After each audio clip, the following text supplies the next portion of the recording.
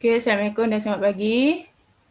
Okey, tulis nama dan kelas dulu. Tulis nama penuh.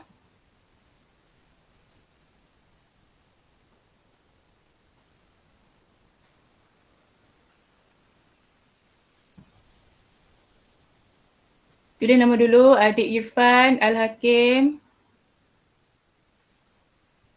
Danish Faris, Pavitra tulis.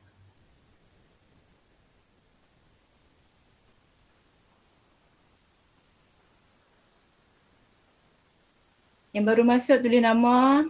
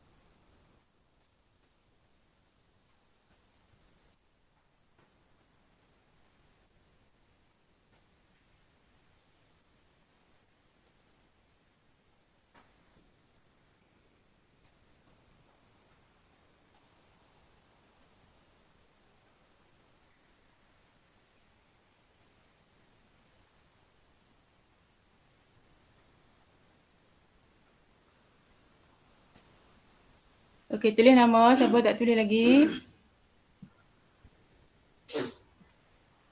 Okey, sebelum kita mulakan kelas, kita baca doa penerang hati dulu. Bagi yang non-Muslim, boleh ikut cara kamu.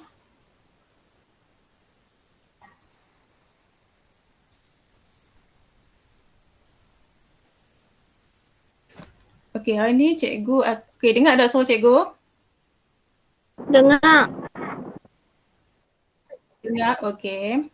Cikgu akan sambung tajuk tekanan.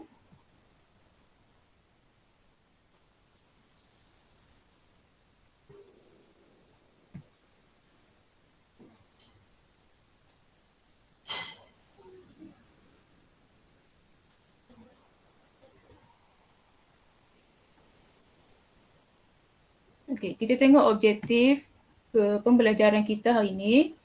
Yang pertama, menjelaskan tentang tekanan dan aplikasi dalam kehidupan seharian. Yang kedua, menguraikan tentang tekanan gas dan teori kinetik gas. Yang ketiga, menerangkan kesan kedalaman terhadap cecair. Kriteria kejayaan kita hari ini, pelajar dapat menyatakan maksud tekanan dengan tepat dan dua aplikasi dalam kehidupan seharian. Yang kedua, pelajar dapat menguraikan tentang tekanan gas dan dua contoh aplikasi berkaitan teori kinetik gas. Yang ketiga, pelajar dapat menerangkan kesan kedalaman cecair terhadap dua aplikasi dalam kehidupan seharian. Okey, kita pergi kepada definisi tekanan. Tekanan ditakdifkan sebagai daya per unit luas permukaannya.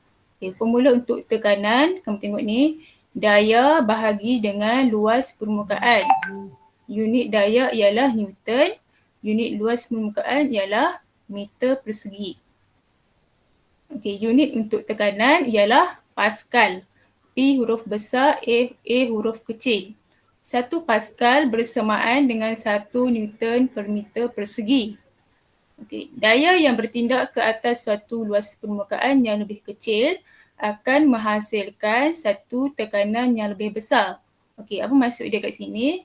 Luas permukaan yang kecil, contoh dia kami tengok kasut tinggi. Okey, permukaan dia kecil kan?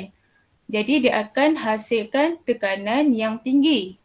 Okey, kalau daya yang sama bertindak ke atas satu permukaan yang lebih besar, akan menghasilkan satu tekanan yang lebih kecil. Okey, contoh dia kasut sukan. Permukaan dia, tapak dia besar kan?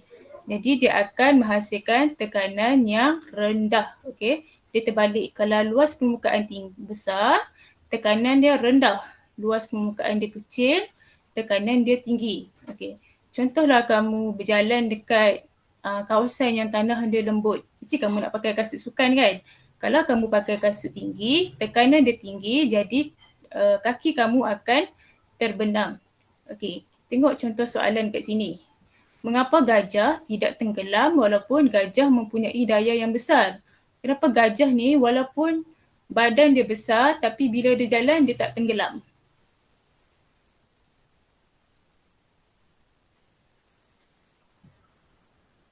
Dengar suara cikgu tak? Dengar Dengar. suara cikgu tak? Okey. Okey, tengok dekat kaki dia. Kaki dia besar ke kecil? Besar. Besar. Okey, jadi bila luas permukaannya besar, kita ingat kasut sukan tadi. Okey. Kaki tapak gajah ni besar, jadi dia akan menghasilkan tekanan yang kecil. Okey. Okey, seterusnya kita tengok aplikasi tekanan dalam kehidupan harian. Ada 3 contoh dekat sini. Yang pertama, kepingan logam pada kasut peluncur nipis. Okey, kita tengok kalau seseorang tu nak meluncur dekat salji, dia akan pakai kasut yang bawah ni ada kepingan logam yang nipis. Kenapa dia kena pakai kasut macam ni? Sebab kepingan logam yang nipis ni akan menghasilkan tekanan yang tinggi, jadi dia akan laju bergerak dekat kawasan salji. Kalau dia pakai kasut sukan je, dia susah untuk bergerak laju. Yang kedua, mata kapak yang nipis.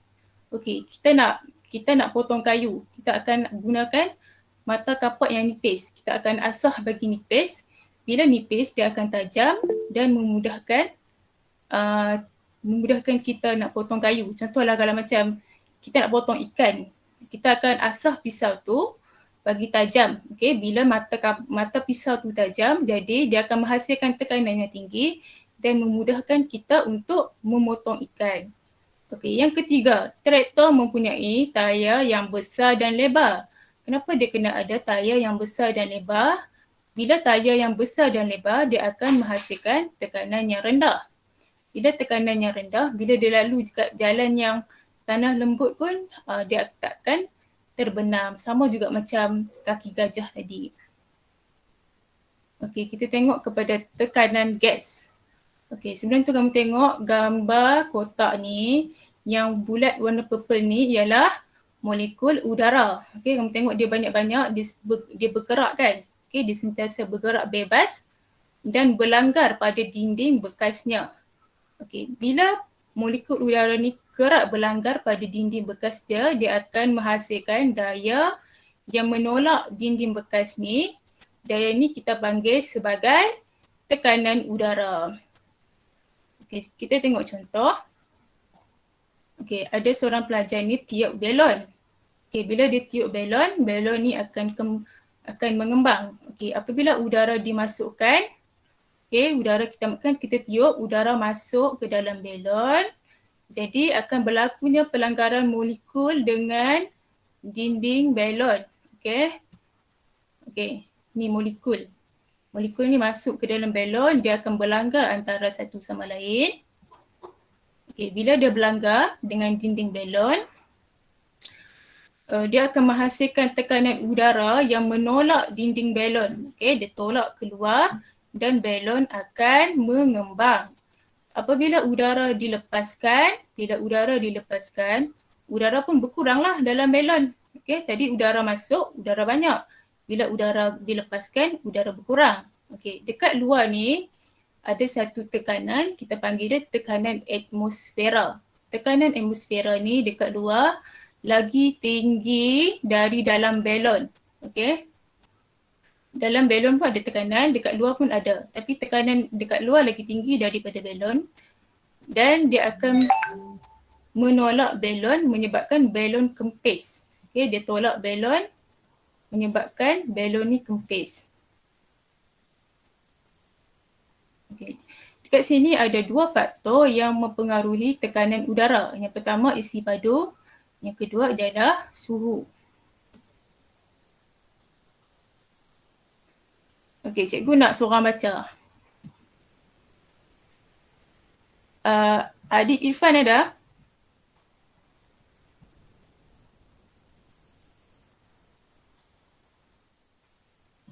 Adik Irfan ada? Syamli Haziq ada tak?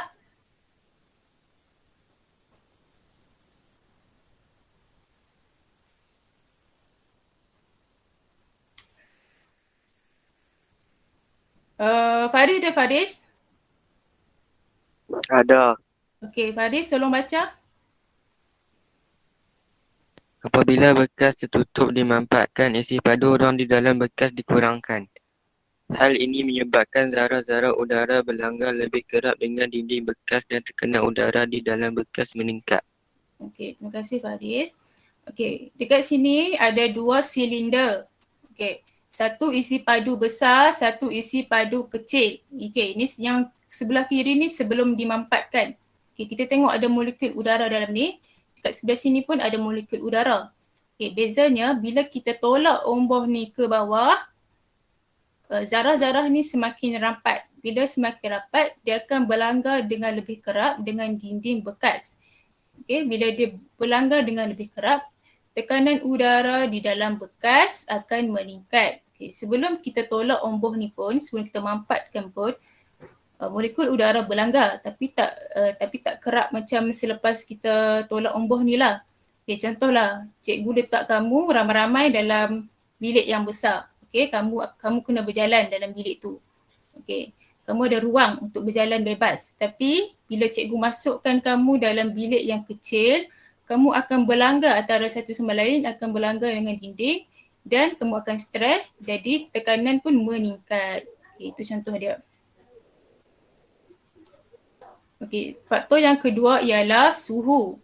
Apabila suhu udara di dalam bekas tutup bertambah, zarah-zarah udara bergerak dengan lebih cepat.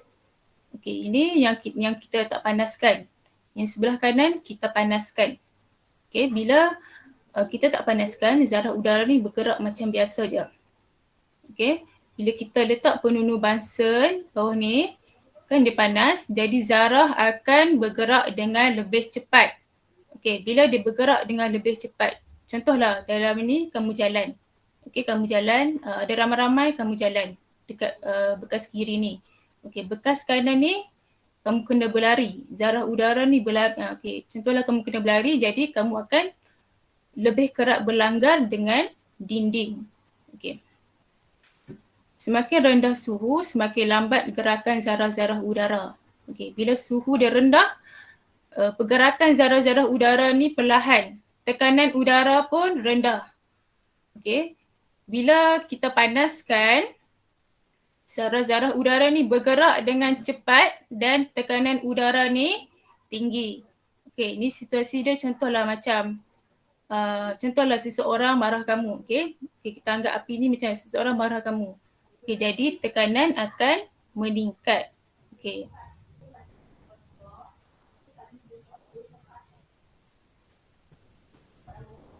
Kesimpulannya, isi padu kurang, tekanan tinggi.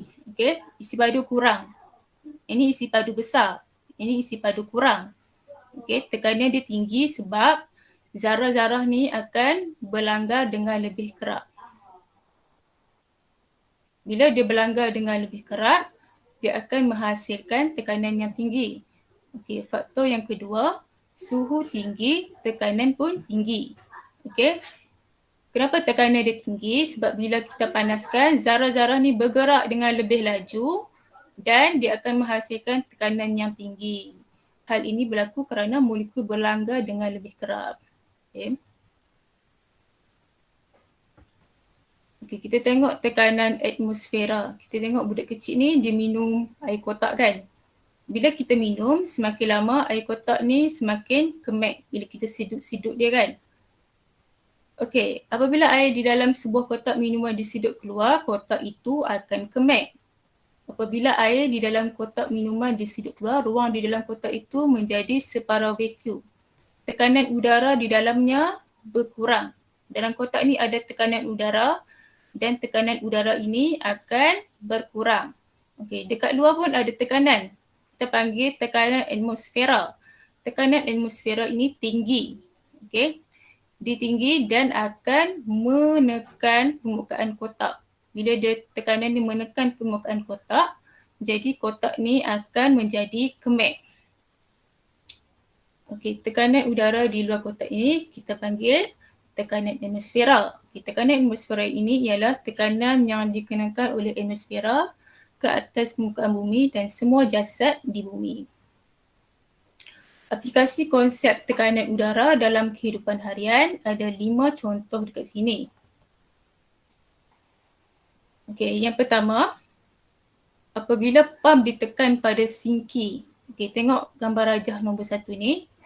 Okey, sinki kamu tersumbat, kamu ambil pam, kamu tolak dia. Okey, bila kamu tolak dia, udara dekat bawah sini, dekat dalam bahagian sini akan dipaksa keluar. Okay, bila dipaksa keluar, tekanan udara pun berkurang. Okay, tengok dekat bahagian sini.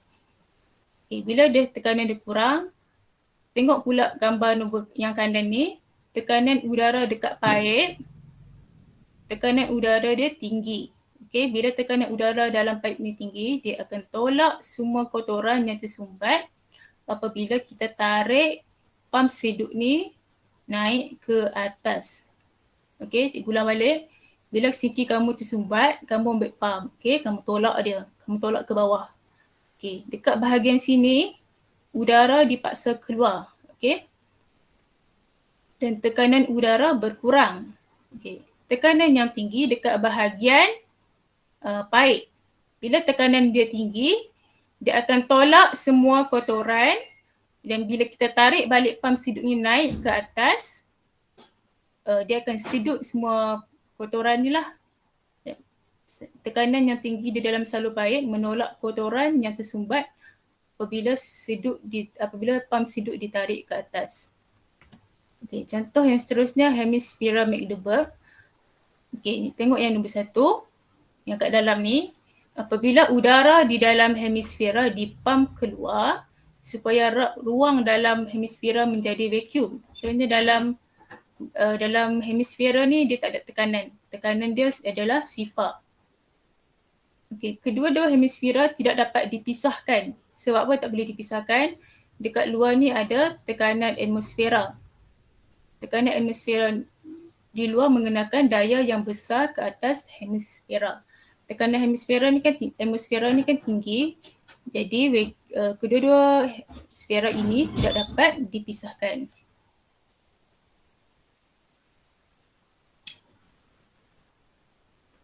Okey, seterusnya kita akan tengok penyedut minuman.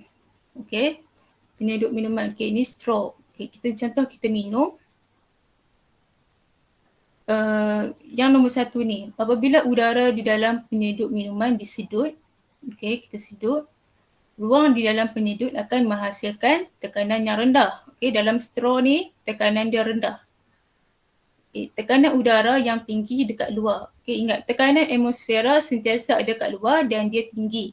Tekanan atmosfera ni dia tinggi dan dia akan tolak air masuk ke dalam straw dan masuk ke dalam mulut kita. Tekanan rendah dalam straw, tekanan atmosfera dekat luar. Dia akan tolak air masuk ke dalam straw. Seterusnya kita tengok sifon. Okay, ini ada gambar aquarium. Okay. Kita letak tiup dalam ni. Okay, tengok yang nombor 1 ni. Hujung tiup B kita letak lebih rendah. Okay, daripada hujung tiup A supaya air mengalir keluar daripadanya. Supaya untuk memudahkan air keluar daripada akuarium. Okay, air yang memenuhi tiup akan mengalir keluar dan menyebabkan tekanan di dalam tiup menjadi rendah. Tekanan dalam tiup ni menjadi rendah. Okay, tekanan atmosfera kan dekat luar. Tekanan atmosfera tinggi, dia akan tolak air masuk ke dalam tiup dan menyebabkan air mengalir keluar secara berterusan. Okay, faham tak? Faham tak? Faham. Faham. Okay, seorang jaga faham. Okay, seterusnya kita tengok picagari. Okay, picagari ni yang kita makan ubat air tu kan. Okay, cikgu ada bekas kat sini. Okay, kita letak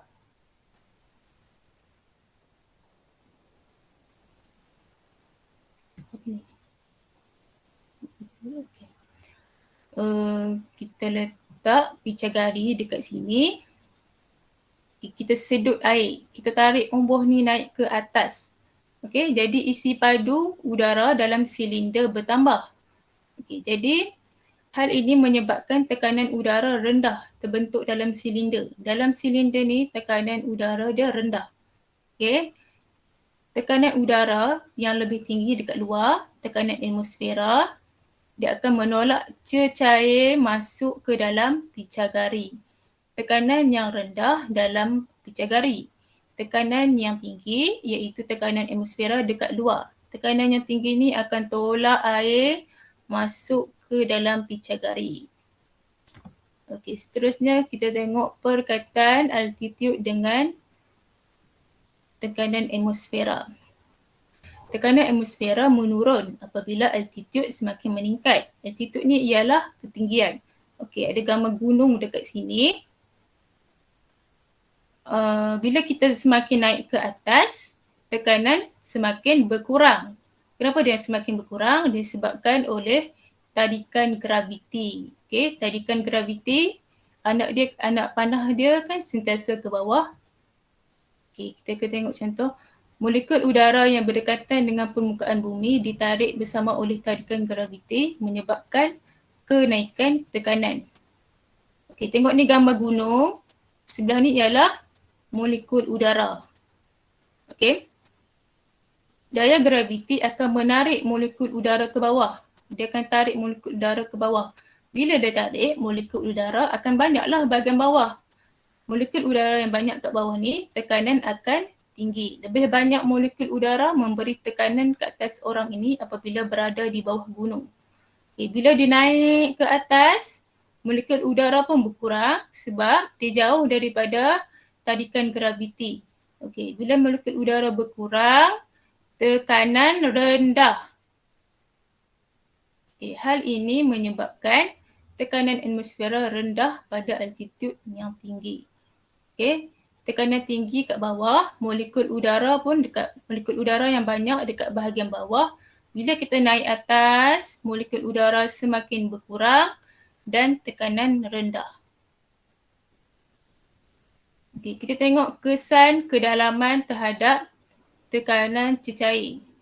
Okay, kita tengok penyelam yang berada di bawah laut, badannya akan mengalami tekanan. Bila kita masuk ke dalam laut, semakin dalam kita menyelam, semakin tinggi tekanan. Berat air laut yang bertindak pada penyelam itu yang menyebabkan tekanan tersebut.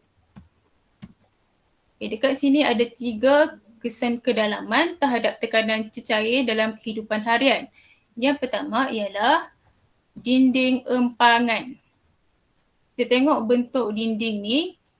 Dekat bawah ni dinding bahagian direka dinding dia tebal.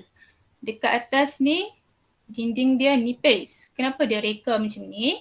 Sebab dekat dalam empangan air ni, dekat bahagian bawah tekanan dia tinggi. Jadi dia kena buat dinding yang tebal lah. Kalau dia tak buat dinding yang tebal, empangan air ni akan pecah sebab tekanan air tinggi. Kalau dekat atas, tekanan air dia rendah. Jadi dinding yang nipis ni mampu untuk menampung tekanan air yang rendah. Okay, seterusnya, penyelam laut memakai peralatan khas pada pakaian supaya dapat menahan tekanan air yang tinggi. Okay. Kalau seseorang tu nak menyelam laut, dia ada pakaian khas dia. Sebab kita masuk ke dalam laut, semakin dalam, semakin tinggi tekanan. Okay, seterusnya, badan kapal selam. Badan kapal selam diperbuat dari bahan yang kuat. Okay. Bahan kapal selam ni, dia punya bahan-bahan dia terdiri dari bahan yang kuat. Kenapa terdiri daripada bahan yang kuat? Sebab dia akan masuk ke dalam laut. Bila masuk ke dasar laut, tekanan semakin tinggi. Okay? Jadi bila bahan dia kuat, dia tak akan kemik. Okay? Sampai setakat tu faham tak? Faham tak? Faham. Okay, cikgu bagi contoh, cikgu tanya soalan. Okay, dekat gambar cawan yang ada straw ni, dekat mana tekanan rendah? Dekat dalam straw ke dekat luar? Dalam straw. Okay, dalam straw. Tekanan yang tinggi dekat luar. Dekat luar, kita panggil dia tekanan atmosfera. Okay, macam mana air ni boleh masuk ke dalam straw? Sebab tekanan atmosfera Okay, tekanan atmosfera ni tinggi ke rendah? tinggi. Okay, tinggi dia akan buat apa? Dia akan Tolak tolak air masuk dalam. Tolak cecair. tolak air masuk ke dalam straw. Okay, bagus.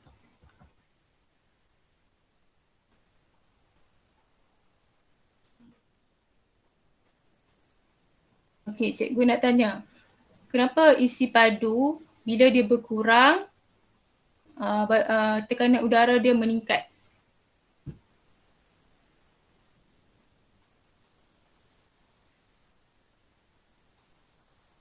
Tahu tak kenapa? Kalau tak tahu, cikgu nak beritahu.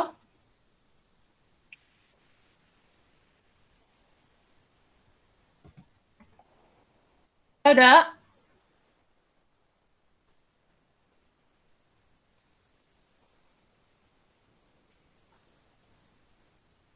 Tahu ke tak tahu ni?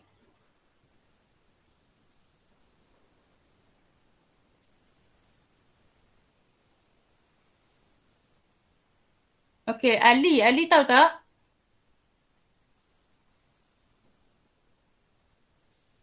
Okey, kenapa isi padu dia semakin berkurang, tekanan dia tinggi? Sebab dia dimampatkan. Sebab dimampatkan. Okey, bila dimampatkan, isi padu dia jadi apa? Besar ke kecil? Ruang dia jadi ke? Kecil. Okey, bagus. Okey, bila dia semakin kecil, ingat cikgu kata tadi, cikgu masukkan kamu dalam bilik yang kecil, kamu akan kerap berlanggar. Okey? Kamu akan kerap berlanggar sebab bilik yang kecil. Bila kamu kerap berlanggar, tekanan akan tinggi. Kamu akan tertekan dan tekanan pun tinggi. Okey, untuk suhu. Kenapa tekanan dia tinggi? Sebab molekul dia molekul dia apa tak dengar?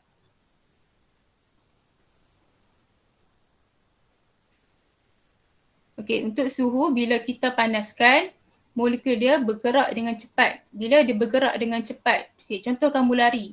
Okey, kamu akan lagi senang berlanggar dengan dinding berbanding kalau kamu jalan. Okey, bila kamu berlari, kamu akan kerap berlanggar dan tekanan pun tinggi.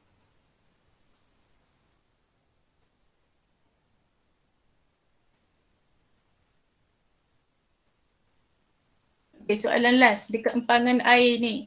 Kenapa empangan air ni kita buat dinding dekat bawah dinding tebal, dekat atas dinding nipis? Buat tekanan air bawah tinggi. Okey, pandai.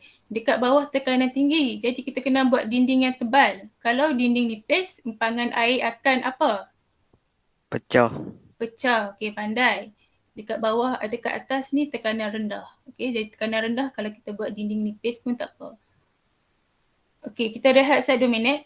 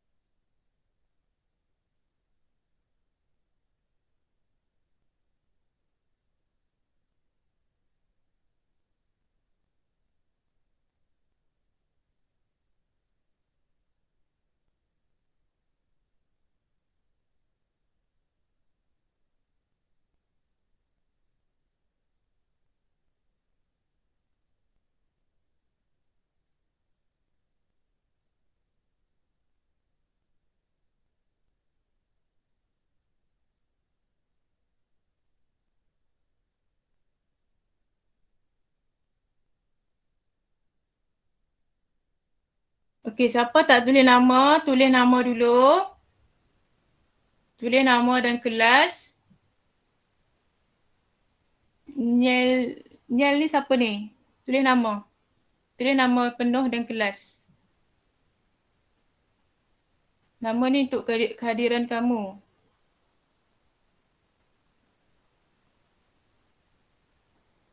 Sufian Hazmi.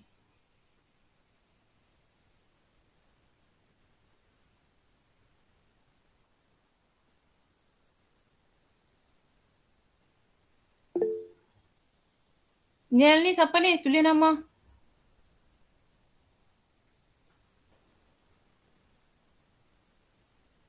Ahmad Daniel. Okey.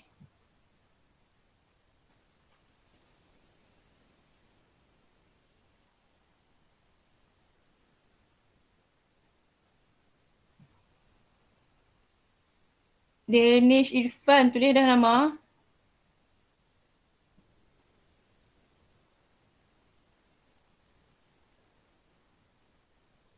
Okey, Danish Irfan tulis dah. Okey, kita akan sambung tajuk baru. Okey, sebelum tu cikgu nak tunjuk. Okay. Cikgu nak tunjuk dua gambar. Apa yang kamu dapat perhatikan gambar di bawah? Okey, ada gambar apa ni dekat sini? Kopi, Kopi. Dan sebelah ni apa? aiskrim, Aiskrim. Okey, kopi ni kamu nampak dia ada wap kan? Maksudnya dia apa? Panas ke sejuk? panas, Panas. Okey. Satu gambar panas, satu gambar sejuk. Okey. Kamu tahu tak cikgu nak ajak tajuk apa hari ni? Cikgu nak sambung tajuk apa hari ni? Bila cikgu tunjuk dua gambar, kamu tahu tak cikgu nak sambung tajuk apa? haba, Haba. Okey, pandai. Kita akan sambung tajuk hubung kait suhu dan haba. Okay, kita tengok objektif pembelajaran kita menjelaskan perbezaan antara suhu dan haba. Kriteria kejayaan kita, pelajar dapat mencirikan dua perbezaan antara suhu dan haba dengan tepat. Okay, kita tengok definisi haba. Haba merupakan satu bentuk tenaga. Okay. Bila tenaga tidak boleh dihasilkan dan tenaga ni boleh bertukar. Okay. Haba mengalir dari kawasan bersuhu tinggi ke kawasan suhu rendah. Maksudnya dekat api ni suhu tinggi, dekat laki ni suhu rendah. Jadi dia akan mengalir dari kawasan suhu tinggi ke kawasan suhu rendah. Okay, seterusnya, kita tengok sumber haba ada 3 dekat sini. Yang pertama ialah matahari. Yang kedua ialah peralatan elektrik. Contoh dia macam oven. Okay. Bila kita on switch kan dia panas, okay, dia menghasilkan haba. Yang ketiga ialah pembakaran bahan api. Okay, kita bakar kayu. Satu bahan menjadi panas apabila menerima haba. Contohnya kita masak. Okay. Apa yang kita masak tu, bahan yang kita masak tu akan menjadi panas sebab dia terima haba. Dia terima haba dari api. Dan satu bahan menjadi sejuk apabila kehilangan haba. Contoh dia macam ice cube. Okay. Seterusnya kita tengok kepada suhu. Suhu ialah sukatan darjah kepanasan atau kesejukan sesuatu objek. Suhu boleh diukur menggunakan termometer. Okay, perbezaan antara haba dan suhu. Haba ialah satu bentuk tenaga. Kalau suhu, darjah kepanasan atau kesejukan objek. Unit untuk haba ialah joule dan suhu ialah Celsius dan Kelvin. Untuk haba, kuantiti haba bergantung pada jenis bahan, kuantiti bahan dan suhu. Untuk suhu bergantung pada darjah pergerakan zarah-zarah di dalam suatu bahan. Okey, kandungan haba dipengaruhi oleh dua faktor. Yang pertama dipengaruhi oleh jisim. Okey, cikgu ada dua bikar dekat sini, bikar A dengan bikar B. Bikar A 40 ml, bikar B 150 ml. Bikar B ni lagi besar lah daripada bikar A. Okey, walaupun dia ada suhu yang sama 100 degree Celsius, tapi objek yang mempunyai jisim yang lebih besar mempunyai kandungan haba yang lebih banyak.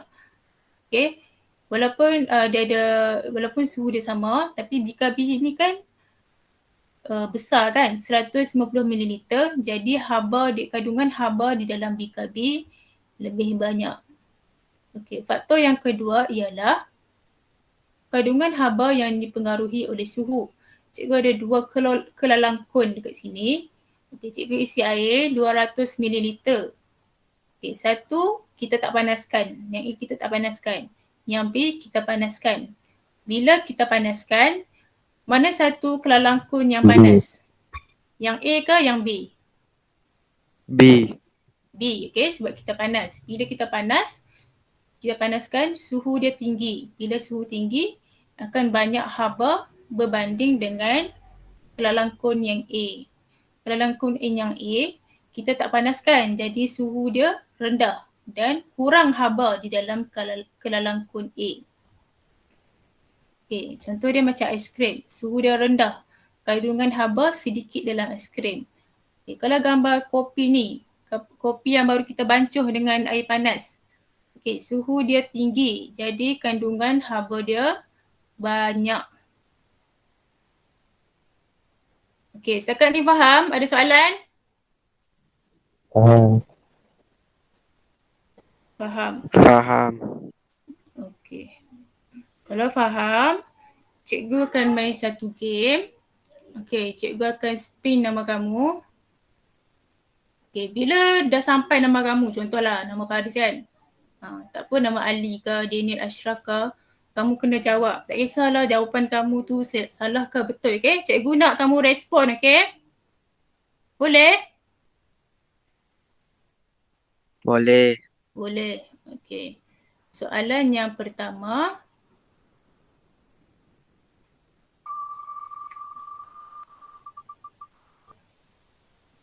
Okay, Al-Hakim. Okay, bukan. Aziz Effendi.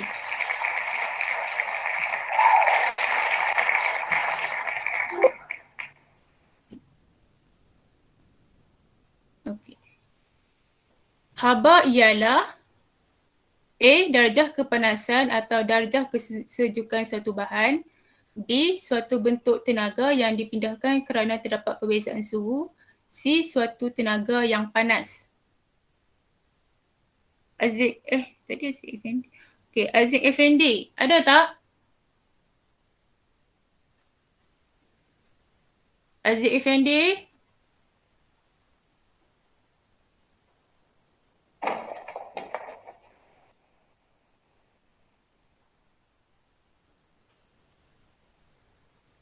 Dah left dah.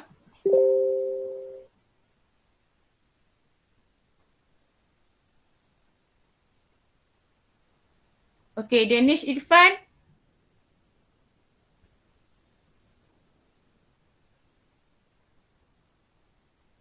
Danish Irfan. Cepat-cepat, kita nak habis dah ni.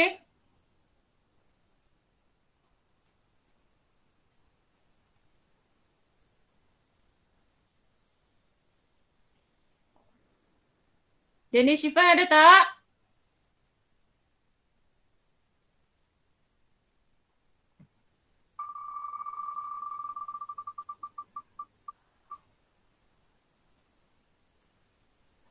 Okey, Amar ada Amar? Ada cikgu, ada. Okey, Amar tolong jawab soalan 1. Haba ialah B. B. Okey, kita tengok jawapan Amar. Okey, bagus Amar. Okey, seterusnya tolong respon ya, cikgu panggil nama. Okey, kalau salah cikgu tak marah pun.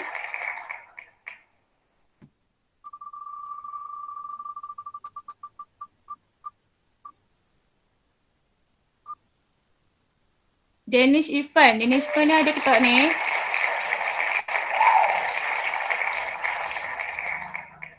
Danish Irfan pun tak ada dah.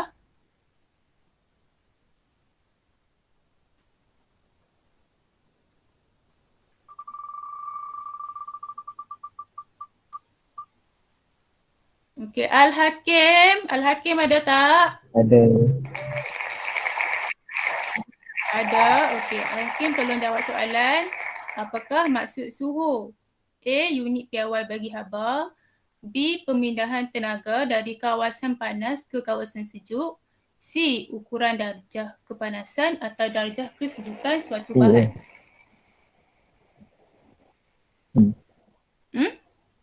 C. Okey, kita tengok jawapan. Siapa nama? Al-Hakim kan?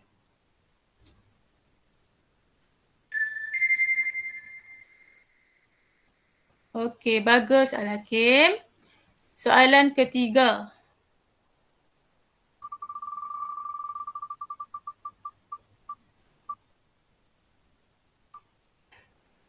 Faris.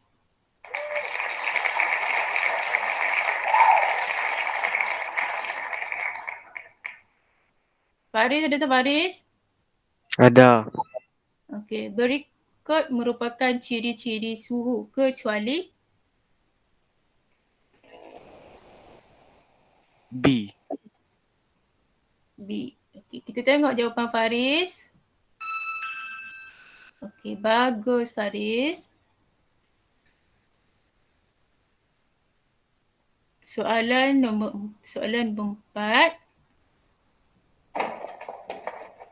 Antara yang berikut yang manakah benar mengenai haba? Kita tengok siapa yang benar.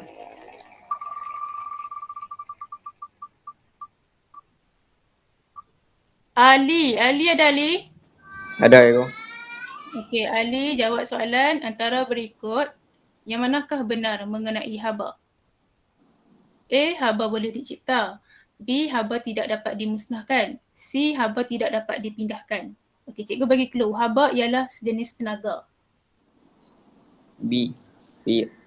Okey, kita tengok jawapan Ali. Bagus.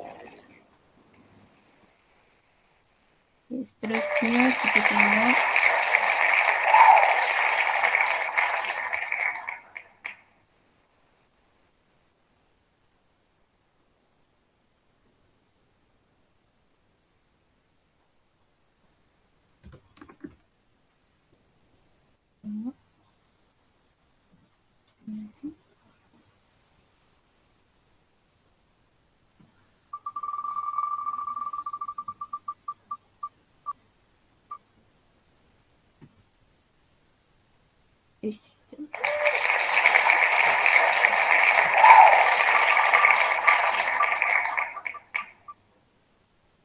Okey, Amma ada Amma?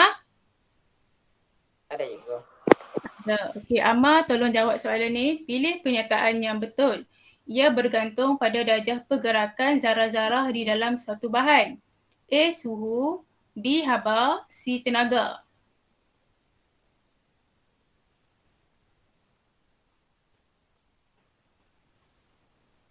Tak apa Amma, jawab je.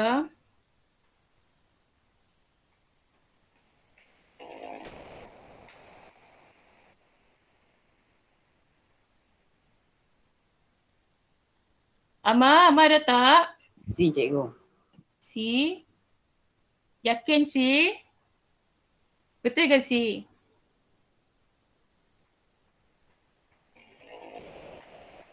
Okey, kita tengok Okey, jawapan dia ialah suhu. Okey.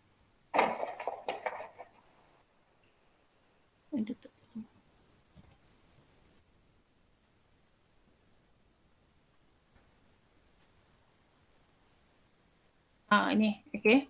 Dekat suhu ni, suhu bergantung pada darjah pergerakan zarah-zarah di dalam suatu bahan. Okey, soalan seterusnya.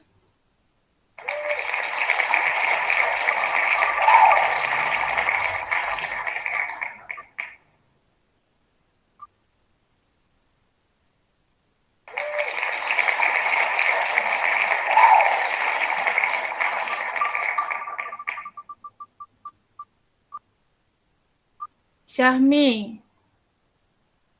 Syahmi. Ada cikgu. Ada. Syahmi jawab lagi tadi. Tadi jawab tak? Belum. Belum. Okey. Apakah SI unit bagi haba? A. Celsius, B. Fahrenheit, C. Joule. B. B. Betul B? Betul ke B? Ya, cikgu. A. A. Celsius untuk suhu.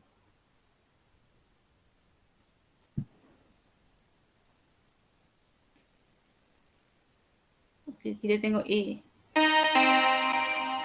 Okey, jawapan dia ialah Joule. Celsius untuk suhu. Okey, soalan nombor 7.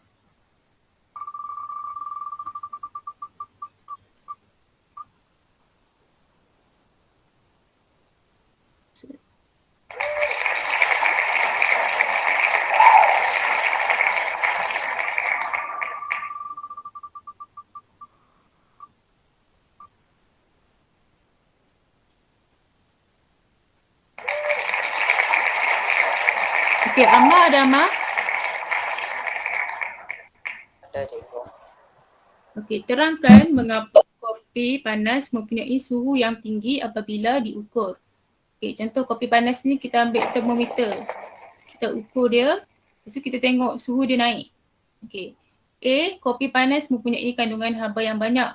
B, kopi panas mempunyai kandungan haba yang sedikit. A cikgu. A, okey.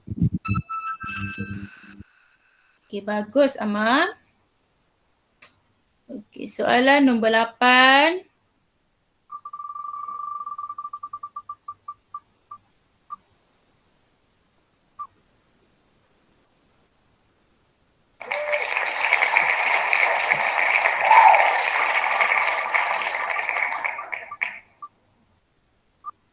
Okey, Ali, soalan nombor 8. Berdasarkan rajah di atas, mengapakah lelaki itu dapat merasai haba walaupun dia hanya duduk di sekeliling api? A, haba mengalir dari kawasan bersuhu rendah ke kawasan bersuhu tinggi. B, haba mengalir dari kawasan bersuhu tinggi ke kawasan bersuhu rendah. A cikgu. A, okey.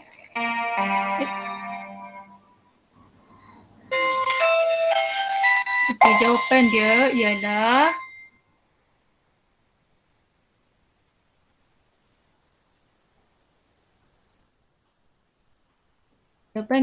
bersuhu tinggi ke bersuhu rendah.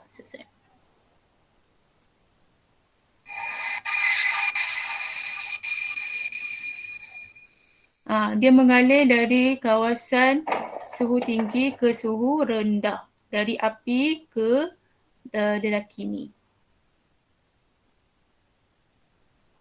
Okey, soalan terakhir.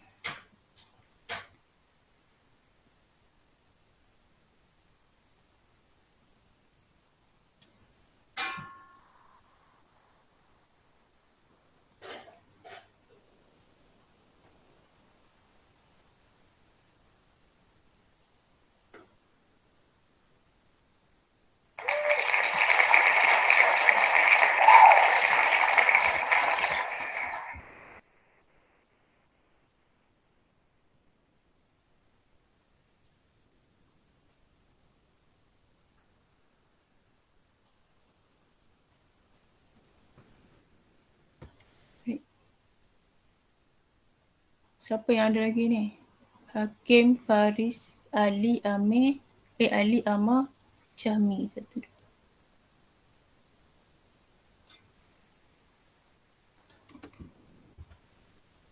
Ali, Syahmi. Okey, soalan terakhir.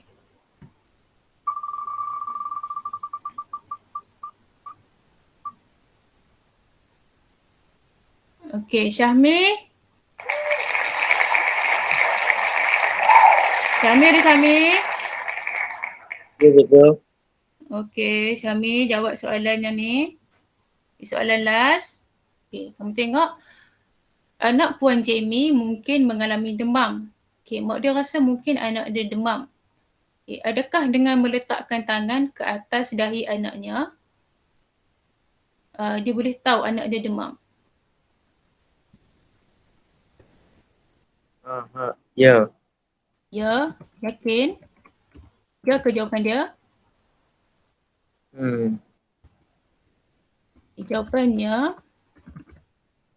Jawapannya kurang tepat. Jawapannya ialah tidak. Puan Jenny perlu menggunakan termometer untuk mengukur suhu badan anaknya. Okay. Contohlah kita sekarang ni kan kita masuk kedai kena ukur suhu kan. Okay. Suhu badan normal manusia ialah 37 degree Celsius. Bila atas 37 degree Celsius, barulah kita boleh tahu sama ada kita demam ataupun tak. Okay. Okay, kamu faham tak hari ni? Kamu faham tak tajuk hari ni? Faham. Faham. Ada Ya. faham tak? Tekanan ke? Kalau tak faham, kita tahu cikgu.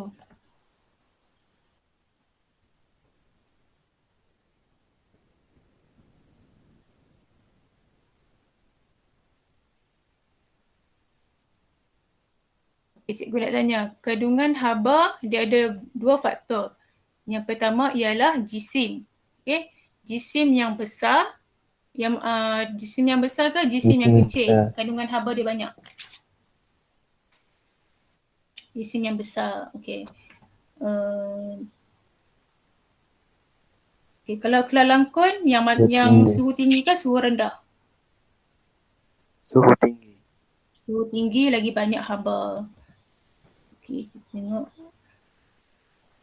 Okay, yang ni unit kamu kena ingat. Untuk haba ialah joule, untuk suhu Celsius dan Kelvin. Okay.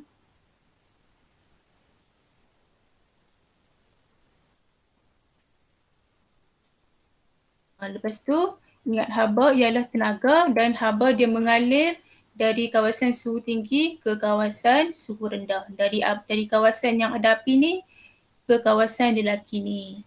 Okay, sampai situ dulu kelas cikgu, tapi jangan live lagi. Okay, cikgu nak kamu tulis dekat chat apa yang kamu belajar hari ni.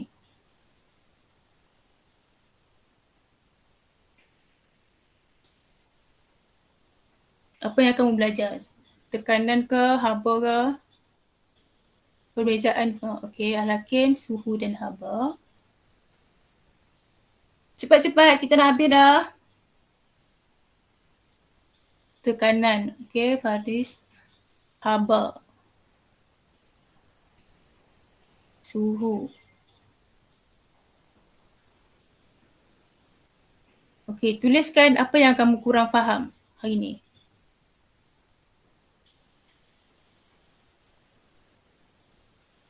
Apa yang kamu kurang faham? Suhu dengan haba dengan tekanan. Amal Mukri, suhu, haba dan tekanan.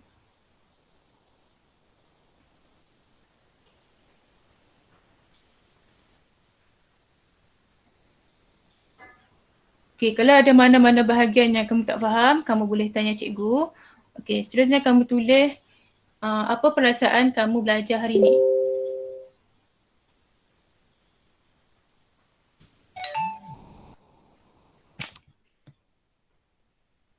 Cepat, kita nak habis dah.